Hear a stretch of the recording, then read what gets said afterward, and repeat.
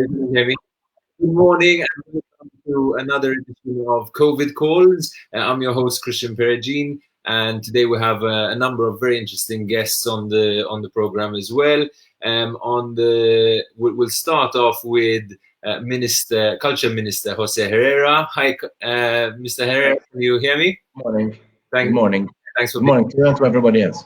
I just also want to bring on another guest that we've got on the show, Winston Azzopardi, film producer, and later on we'll also be having Herman Grech as well, the editor of the Times of Malta. But Minister, I want to start with you. Obviously, you administer a huge sector, right? The cultural sector. How much funding are you responsible for? Our sector is divided into various parts. You have the aspect which is basically the performance arts and the creative arts and the filming. That is one sector. Then we have another sector which is responsible for the preservation of our patrimony and our heritage. Basically, you have two main entities there, which is Heritage Malta and the Restoration Directorate. And then my minister is also responsible for local government. Okay, so the amounts of funds, there are obviously the recurrent funds, and there are also the capital funds. A lot of capital funds obviously go into the aspect of restoration and capital projects, and a lot of money is European funded over there. When it comes to the arts, I wouldn't say that we are underfunded. We've got quite a substantial amount of funds. Difference, for example, you have the Arts Council, which has a substantial amount. Then you would have other entities like, for example, the Valletta Cultural Agency, which has also a substantial amount of funds. It even has, for example, a 12 million euro capital investment here in Valletta, and then it would have about another over 1.5 million euros of funds dedicated to performances and the arts. Then you have obviously the Arts Council with money around into millions. I don't have the exact figure here. Sure, but amounts are substantial. How are you using this funding to help people in the arts today? We know that one of the biggest hit industries has been events, and that involves a lot of cultural events as well. People cannot even operate, obviously. So people have gone from having a livelihood in this sector to not having one at all. What are the key measures that your ministry is working on to help this industry? Yes, first of all, it's to be emphasized that in this particular industry, there are hundreds, if not thousands, of people directly or indirectly involved. So it is not a small industry.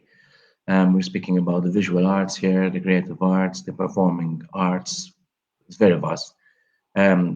So the first thing I had to do was make sure that when the government proposed his financial package, the COVID wage supplement, that the people working in this particular industry will benefit. And I stated my case. I had obviously the right meetings, and on the 24th of March, it was decided to include the creative arts in this wage supplement. Therefore, like people working in other industries, like the tourism industry, people employed in the creative arts will be receiving a maximum of 800 euros a month as a wage supplemented by the government. Even people who are self-employed in this sector will get the same amount of funding, so long as obviously they're registered as such. And people who work part-time will receive 500 euros. So this is the government package, which we are benefiting from it. Then, sorry.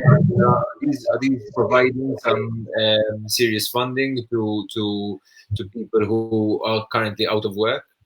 These will give a minimum. These at least will give a minimum amount of financial injection to keep people going. But then I have my ministry has embarked on other projects to help. There is, for example, the theatre deposit. The theatre deposit is a scheme which was launched via the Arts Council and also the Teatro Malta. And what we're doing is basically we are going to give up to 50% of the expense of any theatrical production in advance. So if people are through Teatro Malta and Teatro Malta is the biggest entity which organizes organizes theater events, people who have projects can get paid up to 50% of their project now instead of tomorrow, so that they don't go bust, they don't go bankrupt. They have enough funds to carry on their production, and then their production will be launched at a later stage. We're also usually the arts. We also, when it comes to the Arts Council, we have what we call art funds. These are various art funds. They sustain different kinds of cultural activities. Usually, these funds are made readily available later on during the year, after August. But we decided to start launching them now, and then later on today, or maybe tomorrow, but probably today, we will launch this new scheme so that people who have projects involved in the arts can get their financial assistance at this particular stage, not at a later stage, because we understand that these are different circumstances, special circumstances, and people need financial aid. We're also obviously using. We don't want to stop cultural activities and cultural events and performing events, and therefore we had to adapt. And how did we adapt? By using alternative platforms. We're going to start using it more rigorously. Social media. We're going to launch a very particular platform soon. We'll also have platform for us. What's the plan over there? The platform for the us. plan over there is to have a strong platform, well promoted and well advertised, made very professionally, so that people who usually have their performances on stage or in other venues will be able to have their performances online. Obviously, some of these performances are those performances which will also be getting direct help and direct financial injection from ministry. Something. Whoever's watching, feel free to send us a question. We're seeing your Facebook comments coming in. So if you've got a question for the minister, feel free to send, and we'll discuss it over here. But so, Minister, if I had a project, right, which was which was getting funding from the Arts Council or from Teatro Malta, one of these, and now my production has been scuppered by this new situation. Could I keep the money and reorganize my show to put it online or have it in something on those lines? Definitely. Definitely yes. Okay. As I explained, if it's a theatrical project, what we will be doing is giving up to 50% of the investment. So the particular investor or the particular artist or whoever entity will be able to get paid now for a project he will be delivering in months to come. If this particular project is not suited to be shown online or through the normal media, because we're also entering into arrangements with the PBS to strengthen our cultural presence over there and promote these type of activities. So yes, okay. People who have projects can either get finance and team up with one of my entities and have projects on either the television or on this new platform we're going to launch, and other projects which cannot be, which are not suited for this type of expression, and will get up to 50% funding so that they can carry on with their project. So thank you very much. I just want to bring in our other guests now, Winston and Herman. But before that, obviously it's fair to say that your ministry doesn't cover all areas. Do you think that there is an issue of fragmentation, Minister? That you should be. There will always, in every sector, there is fragmentation. This is a very complex question. For example, years back, the heritage area was totally fragmented. For example, you had the museums department, you had the restoration department. Then about 15 years ago, 16 years ago, you had Heritage Malta, which tried to minimize this fragmentation. The same happened when it came to the creative arts. Before you had a lot of fragmentation. Today you have the Council of Arts, which is like the governing body, although it does have a number of entities, quite a number of entities, which work in cahoots with the Arts Council. So there is fragmentation, but the more time passes, the more we try and streamline this type of activity. Because you're not responsible for, let's say, the media sector, but we'll also be discussing a bit of the media. But I'll just start with you, Winston. First of all, thanks for being on the program. For those who don't know, Winston is a top producer of films. You are actually working on the Jurassic Park film that was meant to be, being done in Malta, right? What happened with that? How has COVID ruined Jurassic Park? Well, it hasn't just ruined Jurassic World, because it's worked. Well, sorry. The whole industry all over the world is on hiatus now. Reason being, of course, we have a lot of foreign crew, cast from all over the world. So obviously, when this started kicking around about the beginning of March, we knew that we might run into trouble. So on the 13th of March, Universal Studios, which is a studio making the film, took the decision to put everybody on hiatus. So we had to lay 80 local crew who were working with us.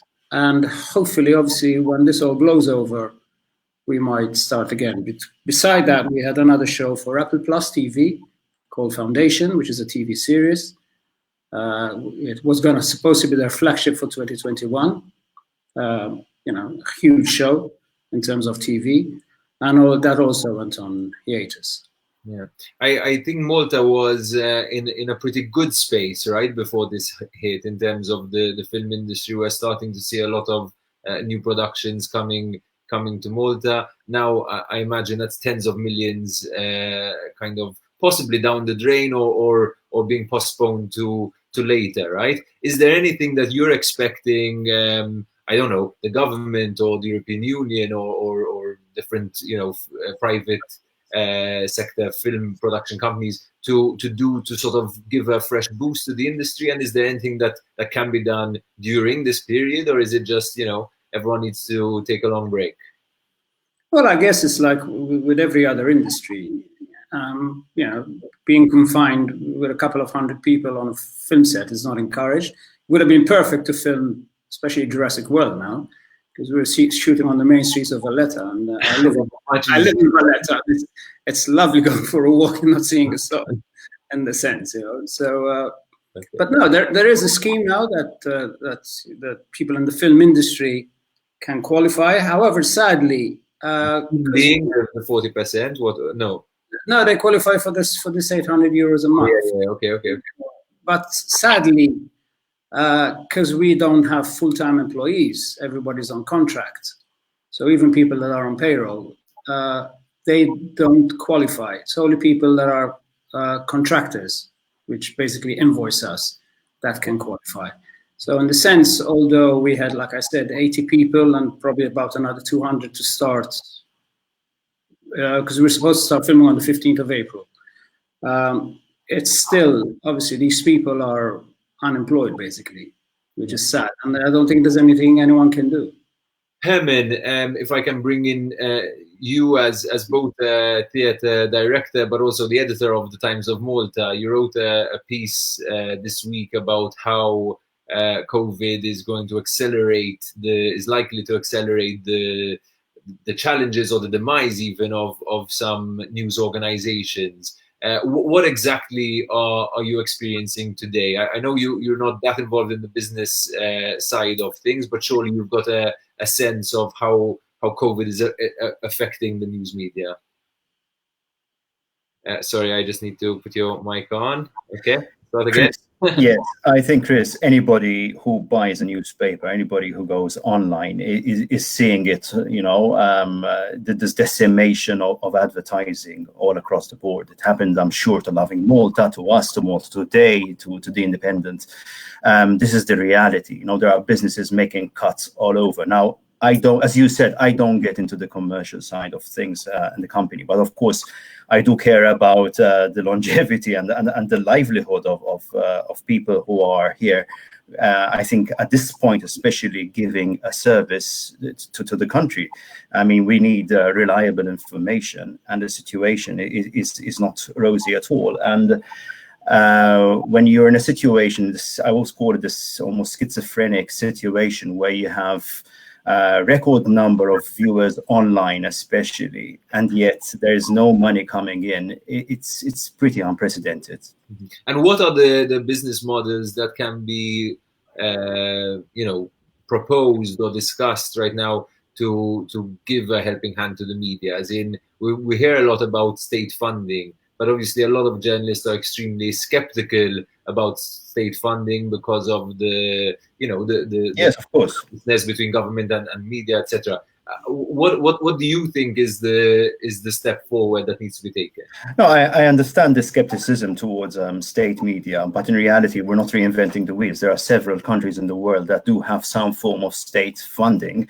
The problem is you need to make sure that you have the right organized structure in place that does not make the government the media hostage to the government funding. And I think provided that there is a structure, an independent structure which monitors such funding, there shouldn't be a problem. I'm going to speak about Times of Malta. We have had no problems in writing stories, investigating stories about some of our biggest advertisers. So ultimately, it is really about keeping a clear independence between the editorial and business side of things. And I know, at least from the company where I'm sitting, that is guaranteed. At the moment, the problem is a bit more immediate. We are discussing, we're in a situation when there is no money coming in and there are salaries to pay. Now, I think if I can just explain this, because I think some viewers might have this false impression that news organizations make a real lot of money when they get spikes in views. So that's the case, right? The money that news organizations, especially online websites, get from Google ads and things like that is very, very minimal, and the bulk of the money comes from direct advertising campaigns, right? So when you've got probably about 80% of businesses right now that are either shut down or really, really limited in their operations, obviously the advertising budgets dwindle really quickly, and that means that it becomes really difficult to afford the sort of wage bills and costs that are typical of a newsroom, right? But also, Herman, from you're also a theatre director. I think you were working on a couple of plays that have now also been affected by COVID. Do you see that? Beyond the doom and gloom, do you think that there is innovation to be found in this time of crisis? Could we, start to take theatre online and make it reach more people, for example? What are the more kind of positive things that you're seeing from this crisis in terms of? Look, where it comes to innovation, certainly one area I expect people to be innovative is certainly the creative arts, and I think we've already started seeing it. I'm seeing artists sharing their work online, but there are also limitations. Let's be honest. If you look at Winston's work, there's so much you can do. If you look from my side, I come from my theatre background. I have started writing a new play, which is meant to be staged early next year. Now, if theatres remain closed for so many months, then I'm going to have a problem. Remember, we also need to. There's a problem with venues. I booked a venue, a few months ago. Now that venue might not be available because of the demand now, people who have lost their slots. So these are the problems we are facing in the theatre scene. And there's another problem, Minister, maybe you could say whether you're aware of this as well. I think even the keeping up a person's talent, right? So if you're a dancer and you before, you had many rehearsals every week, with your team of dancers, and now you're doing everything by yourself. Do you even retain that talent, right? Or we had some stories, for example, about athletes who were training for the Olympics, and these sort of things. Besides the fact that they're cancelled, it really affects their training, right, as well. So I don't know, how conscious are you of these problems that they're facing? There are 2 points which we're conscious about. First of all, the issue about theatrical space, which was brought up by Herman, is a reality, and it's going to get a bit worse because as you correctly explained, since a lot of performances are not being made when they were supposed to be shown, obviously these are going to pile up, and therefore you're going to have a limited amount of space. And therefore that is an area where my ministry will try and intervene. There are a number of theatres, private theatres, across the country. Some of them are quite a good standard. And obviously, I am setting up an inter-ministerial committee to try and find other venues so that when the time comes, we will have enough space. Because I even spoke to Herman, I think, about this issue.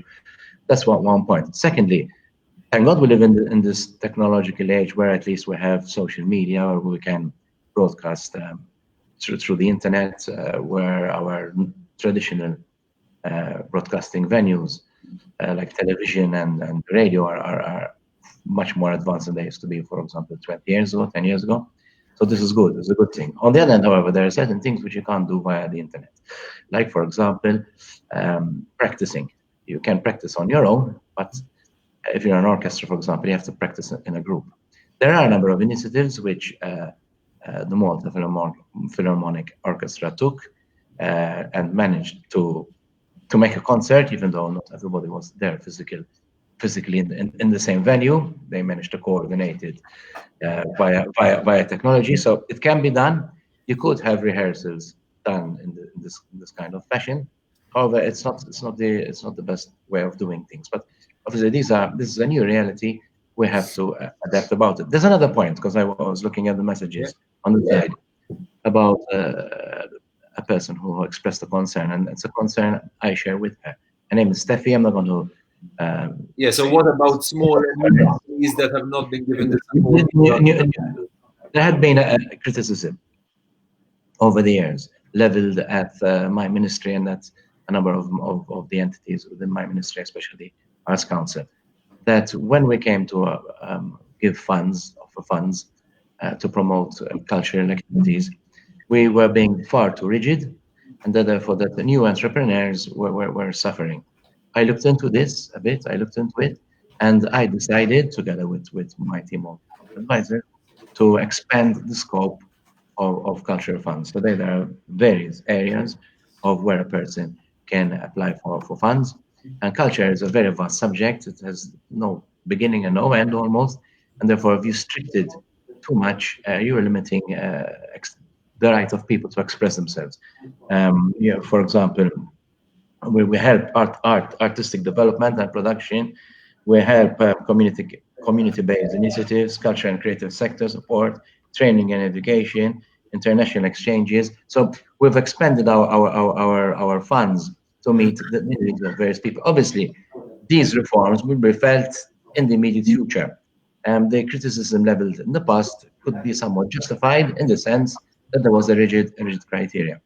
We've even extended technology with regards to heritage. Heritage is a very important part of my ministry. It's not the subject today, but for example, we introduced behind-the-scene project for Fort St. Angelo, where today you can view Fort St. Angelo via the internet. There is the Hypogeum virtual reality project. You have also main sites and artifacts are also accessible on Google Earth, which is Google Arts and Culture. So we're also trying to sell our heritage via the internet also. But obviously, there's nothing better than the real thing.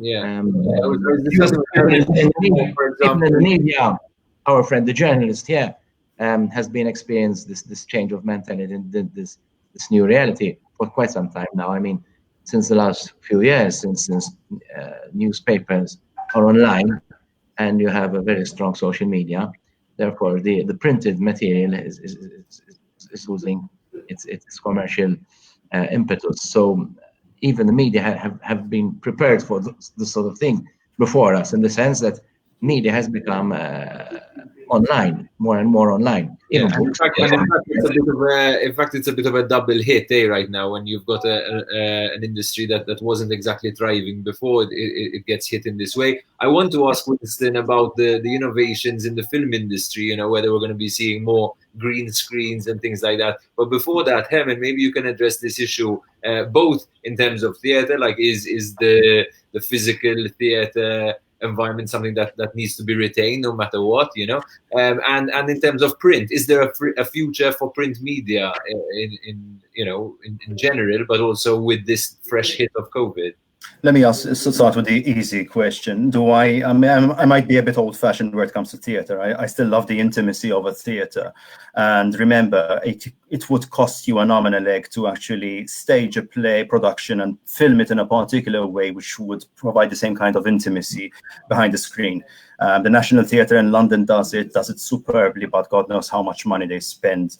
It's even fun going to the theatre. Exactly. It's going out. I mean, watching it online isn't the same experience. Exactly. Exactly. It's fun to be able to go to a supermarket without having your temperature read. Yeah.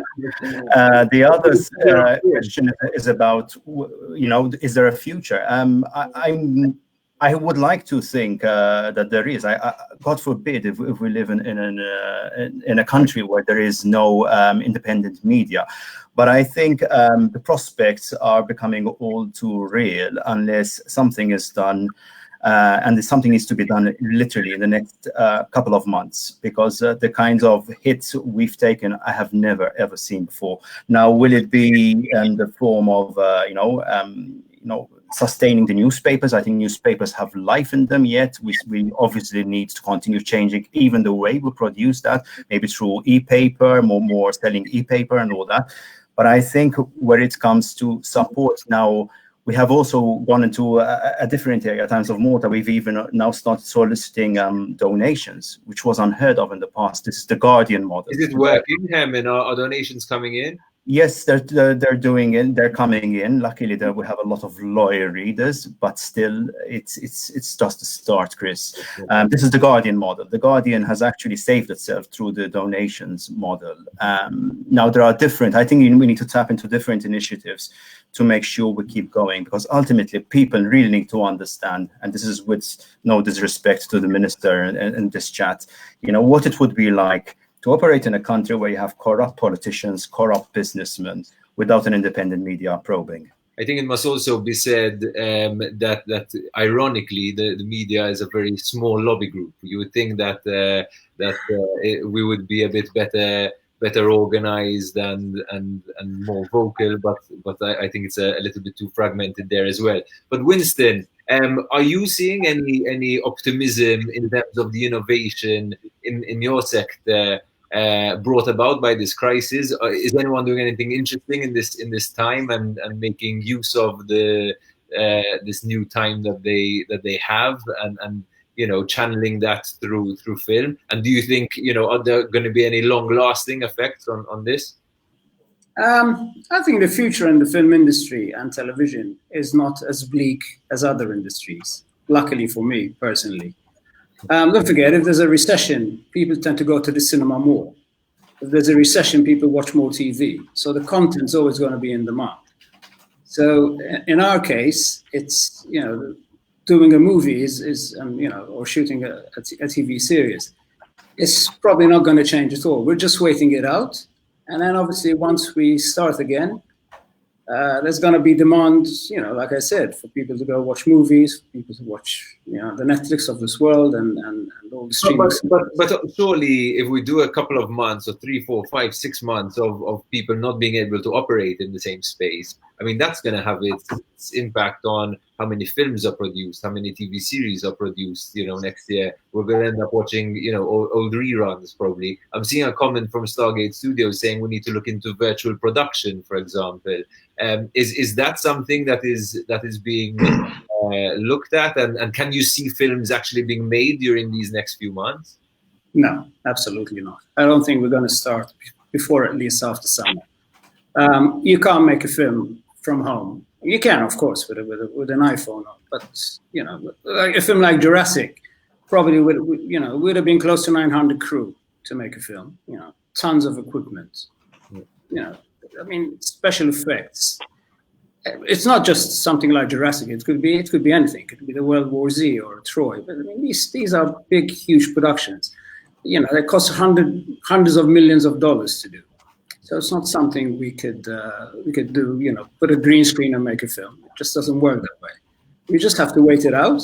You know, like Herman's doing, write maybe some scripts, come up with different ideas. But at the end of the day, the traditional way of making a movie, I don't think it's going to change. Yeah. So we might work from home more. You know, like I mean, we're still wrapping up Jurassic now. We're in our last week, so we're still at the office. But Pinewood Studios, where our main office was shut down. They sent everybody home, so people are working from home. But at the end of the day, the traditional, on the day the shoot day, I don't think it's going to change so much. I think one of the fears is that when we get over the big curve or these next couple of months, which seem to be particularly sensitive, there is the fear that people won't necessarily come back to their old ways. Maybe people will still be a little bit cautious and careful about, for example, packing theaters or cinemas and things like that. Do you see a fear of that okay, the production side, you're saying, will have to go on and will have to go on in a traditional way largely, but will you get the same audiences in the physical space, or do you think there's going to be whatever's lost there is going to be gained, for example, from things like Netflix and other online streaming services? There's been movies that were intended for the cinema that are now streaming on Netflix and Apple Plus and Amazon. So no, my biggest worry is that the money will dry up, of course, because obviously it takes a lot of money to make movies. Now, somebody has to fund these films, these productions. So once the money starts drying out through a global recession, which is definitely going to hit us, that could be a worry, because there won't be enough money to make these productions. And I guess that's the worry in general, right? That with the economic downturn, all industries are going to just see a completely different picture to the one that we're seeing before. Minister, if I can ask you this question, one of the themes that's come out of this crisis is this idea that governments, should sort of pay the salaries of people who are out of work, in a way that is different to unemployment benefits, so to speak. And that's obviously sparked the discussion on universal basic income, which is something that was discussed, for a while, but never been really taken seriously. And now we're seeing possibly a reality where so many people may be unemployed that effectively we're going to have a universal basic income. Now, my question is more with regard to artists. We know that artists, there's this stereotype of the struggling artist, maybe not in film perhaps, but in general, there's this sense that artists are dedicating themselves to their craft, and there isn't a massive return for their work. Do you think that it's time to start exploring, basic universal income specifically for artists? First of all, some artists, even though they're brilliant, are more dedicated to their creative side than to make money as such. So some creative work isn't that financially rewarding. Other types of creative work can be extremely financially rewarding. This happens in all professions. And if you take the legal profession from which I hail, some lawyers entered into a particular type of services which are very lucrative. Others are more traditional lawyers. They enjoy it more, but earn less. So it's the same in all professions. I wouldn't say that people I wouldn't say that in the arts people don't make money. Some people make a lot of money. Some people make medium amount of money. Some make a bit of money. That's how it is, and that's how it always will be. Now, to come to your point. Probably your point is addressing the present circumstances and the present reality. But even maybe it being something to think about for the future as well, that this crisis makes us aware of a reality that we decide to address in the long run. Well, a government in the private sector will only intervene directly when there are economic factors which so dictate, in the sense that we live in a world, in Europe especially, where industries move on according to economic scales. And what people want, they buy. What people don't want, they don't buy.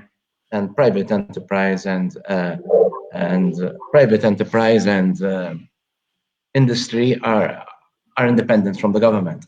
In this particular case, what the government is doing is trying to minimize the adverse effects of this particular circumstance. So the government is helping people in all sectors, universally, not just in the arts, not just in tourism, not just in.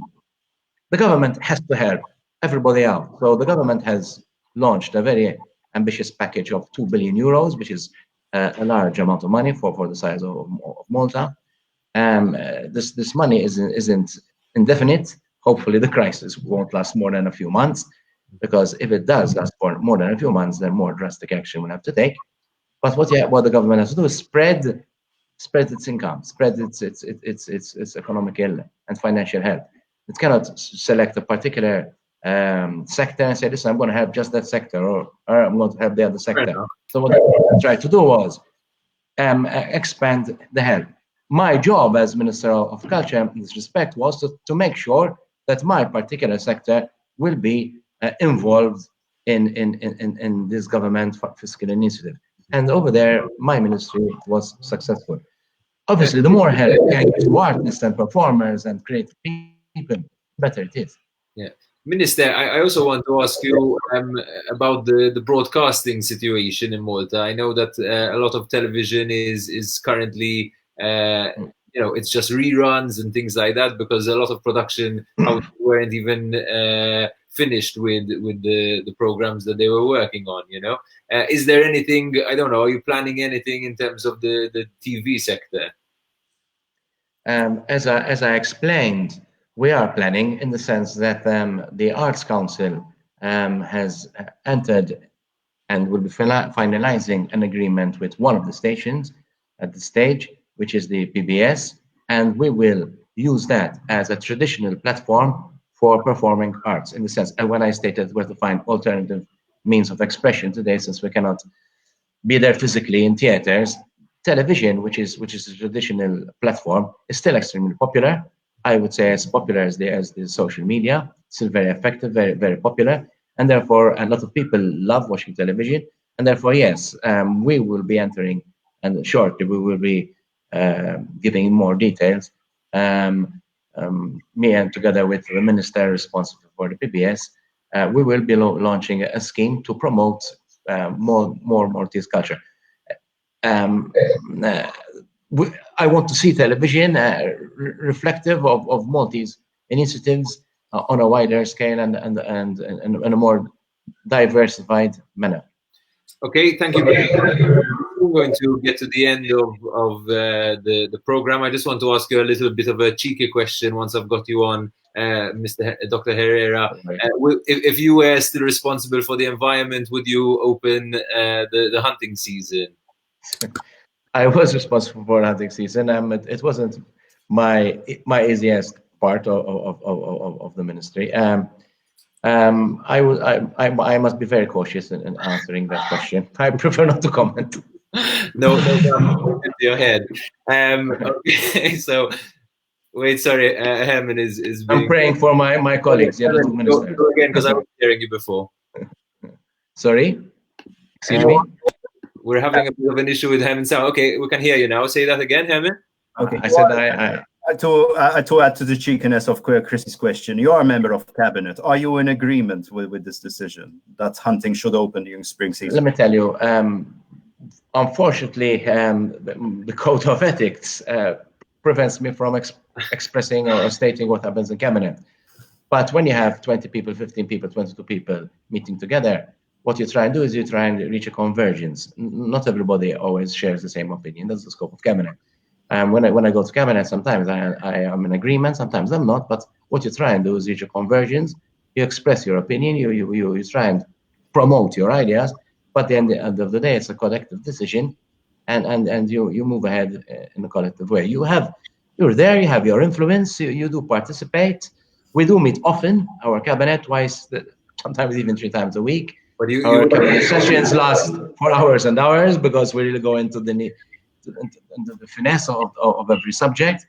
But you will never have 15 or 16 or 17 ministers. You'll never have in any country, 17 ministers agreeing on everything all the time. And that's the nice thing about cabinet. But then obviously it's one government, and you have to converge. So a very diplomatic and non-committal answer from from the minister. I just want to get a closing remark from each of you, maybe just very quick fire. If there's one positive thing or beneficial thing that you've seen from this crisis so far, maybe in your lives personally or in your industries, what would it be? We'll start with you, Winston. Something positive from this crisis. Oh, I just like the peace and quiet of living in Valletta without people. Okay, Herman? I think it's the environment which is benefiting mostly from this crisis. And I think hopefully some of us will become a bit more humble. That might help. Okay, great.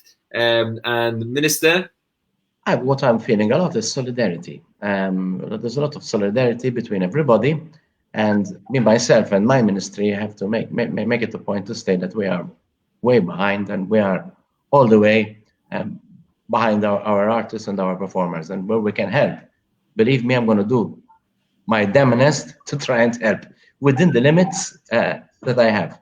Yeah. So thank you very much to all my guests today. Thanks for being with us on COVID calls.